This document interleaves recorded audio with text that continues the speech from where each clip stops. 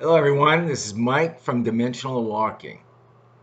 And first of all, I want to hopefully I don't scare you with my new glasses, my new very expensive glasses.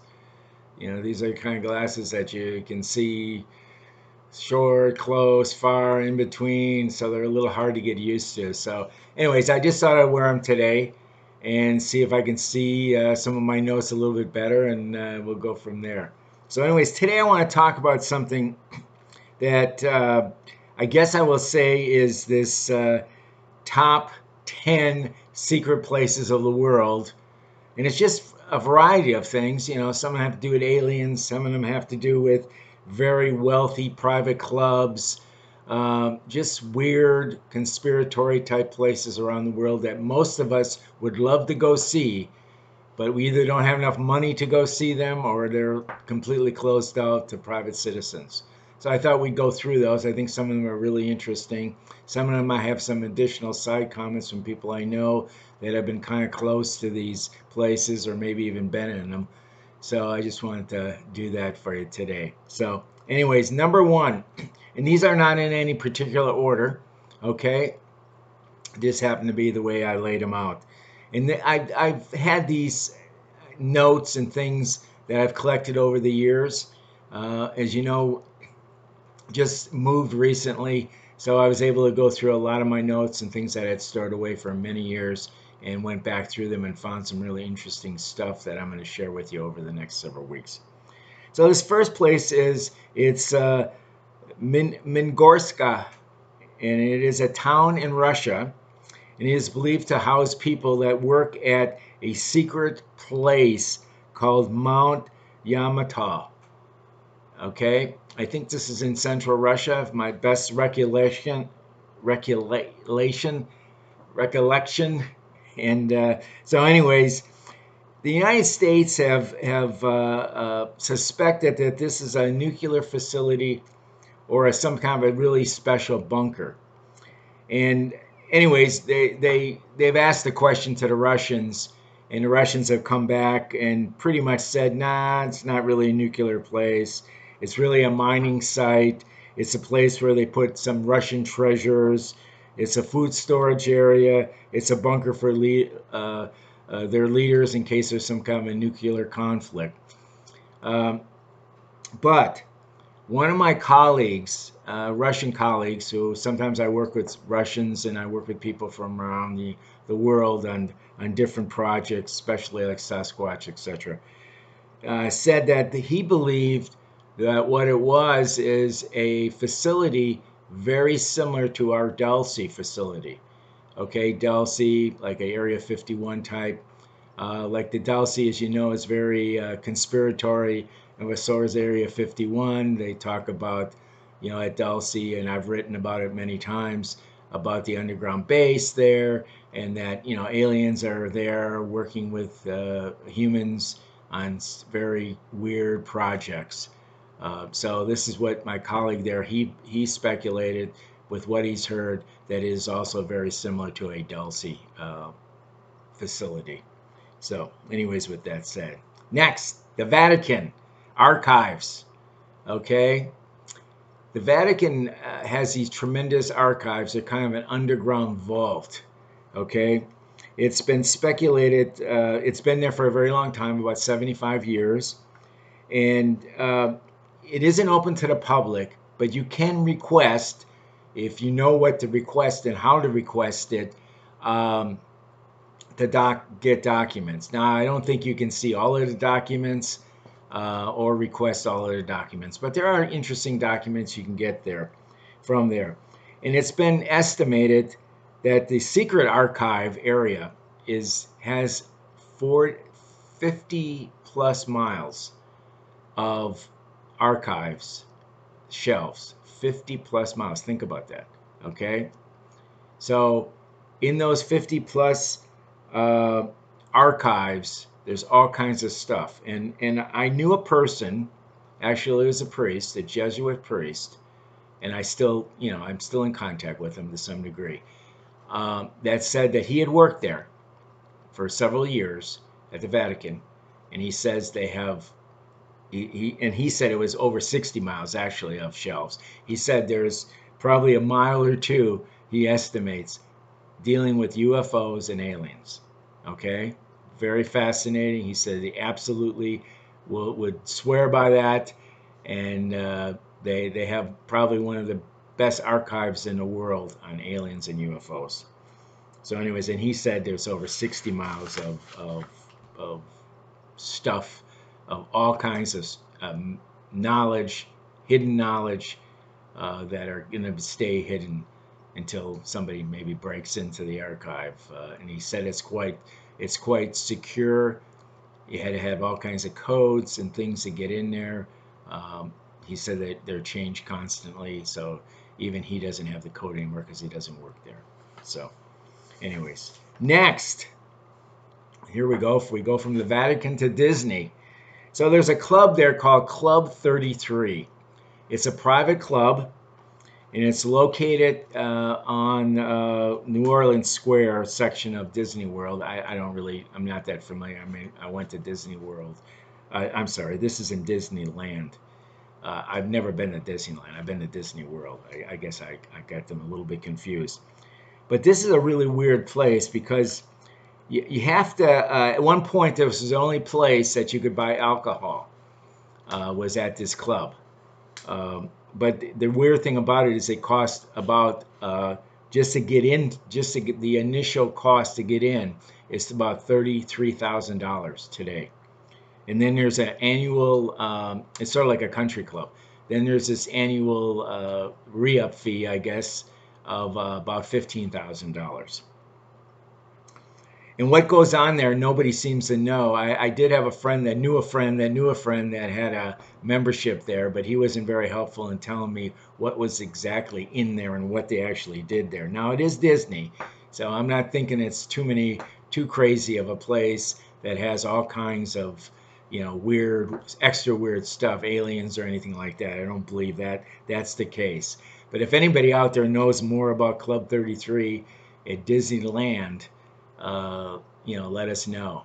But it's supposed to be one of these strange places. To me, it seems strange that you have to have money, a lot of money, to get into it and stay in it.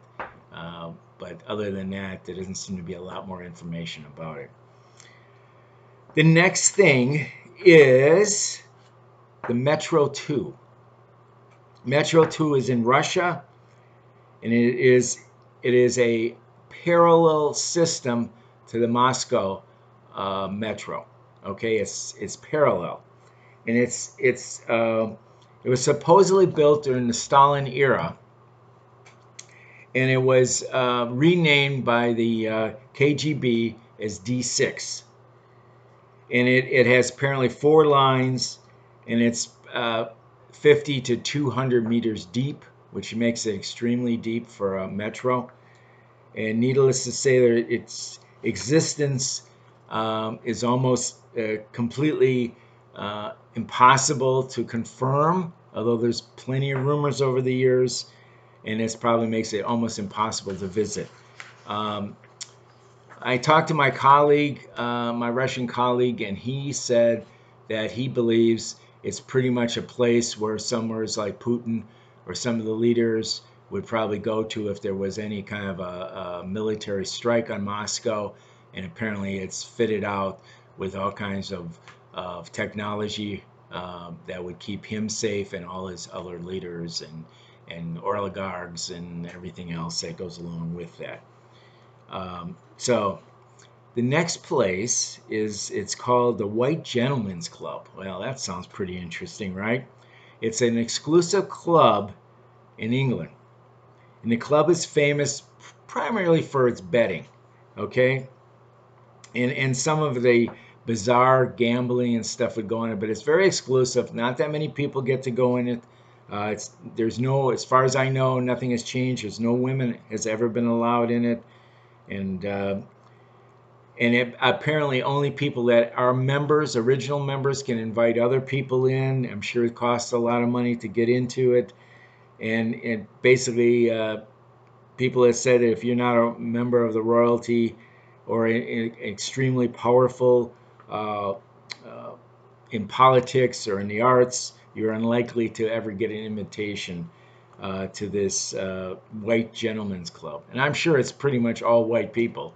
I'm not saying that's the absolute case, but my guess is when it says white gentlemen's club, it kind of leads you to believe that. Even the strip clubs don't put the name white in front of it. They just say gentlemen's club, right? So anyways, that's probably a really cool place or interesting place to go to. God only knows what goes on there. One of the interesting things they said that one of the famous bets that they made there, I guess they were getting bored or something there with some of their other bets, and I guess two white gentlemen went ahead and bet 3,000 pounds on two drops that were on the window, and which one was going to hit the bottom of the window first. So that's how crazy and bizarre this place probably is. That's just one example. Next is one that we all pretty much know about, especially if you're into UFOs or aliens, is Area 51. And I'm not going to say much about Area 51. I've written about it. If you're into this type of stuff and this type of channel that we have, you probably know everything about Area 51, probably more about it. The biggest thing, of course, is reverse engineering UFOs. You know, Robert Lazar. I've written about it fairly recently, actually. So we'll just pass over that one, but it definitely is a place that many of us would love to go see. We'll probably never get a chance to. I know people that have been there, been on the base, and have told me some pretty interesting things, which I've already related to in some of our videos to you. Next, got another one we call Room 39, okay? And it's arguably one of the most secretive places in the world, and it's in North Korea, okay? Very little is known, though, about this Room 39. It's widely speculated the organization uses between 10 and 20 bank accounts in China and Switzerland. And it's for the purposes of laundering money, counterfeiting, and other illicit transactions. It's also, involved with smuggling weapons, smuggling drugs. It's believed to be in the same building in the capital city in North Korea, and it's in the same building that all the leaders are. But it's a special room, a special area, I guess, that they do all kind of crazy stuff in. And I'm sure they probably do some hacking, but little is known about it. But it does exist, and I don't have any contacts in North Korea. But anyways, it sounds like an interesting place we'll never see. Okay, next one is in Japan, and that one is the Grand Shrine. It's the Ise, I think it's Ise Shrine in Japan. It's actually a series of over 100 shrines, and it's dedicated to the sun goddess. I'm not going to try to pronounce the name, but the sun goddess, and it apparently has been in existence since 4 BC. The shrine was demolished and rebuilt every 20 years. But here's the catch: you have to be a priestess or a priest, or a member of the Japanese imperial family to visit it. But anyways, everything I've read about it, pretty amazing. Pretty amazing that very few people have ever seen the inside of it. There's never been any media that I'm aware of that have gone through it, so nobody really knows other than it does exist. So sounds like a very cool place. Secretive but cool. Number 9 is the Mount Weather Emergency Operations Center. And this is a classified place. It's not open to the public, but I think everybody would like to see where this is. It's really, and it's been photographed from the outside, I believe, and I don't have it in my notes here, but I believe it's in Virginia, in the Appalachian Mountain area of Virginia. And I guess it's mainly for uh, doomsday or end days, and it's again, it's a bunker, and it's highly classified, and it's a functional thing for sure, and it has it basically, if there's any major disasters, etc., the president and other dignitaries will be taken there.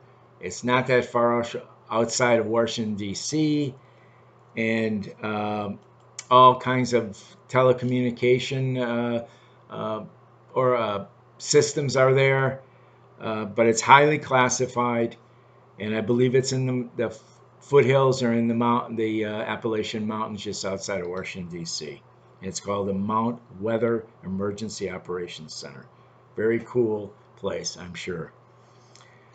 And last but not least, there's a place called, it's an Air Force base in England. It's called the Menwith Hill.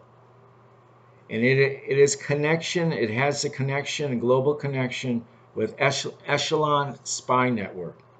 The site contains exclusive and extensive satellite ground station and its communication intercept missile warning site.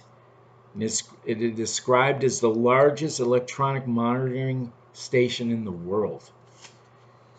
And according to one of my friends that lives in England and is really into this stuff, and I'm not going to name names, he said basically, and I'm going to kind of quote this, has and does everything there. Has everything there and does everything there. And he wouldn't say anything else. He wouldn't say another word. Over the years, I pressed him and pressed him and pressed him to tell me more.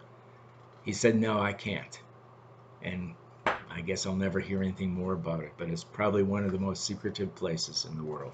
So with all that said, I think it's really interesting, these places. So hopefully you do too. If you have any additional information about any of them, please comment here, or you can send me an email to dimensionalwalking@gmail.com. We'll see you. Bye-bye.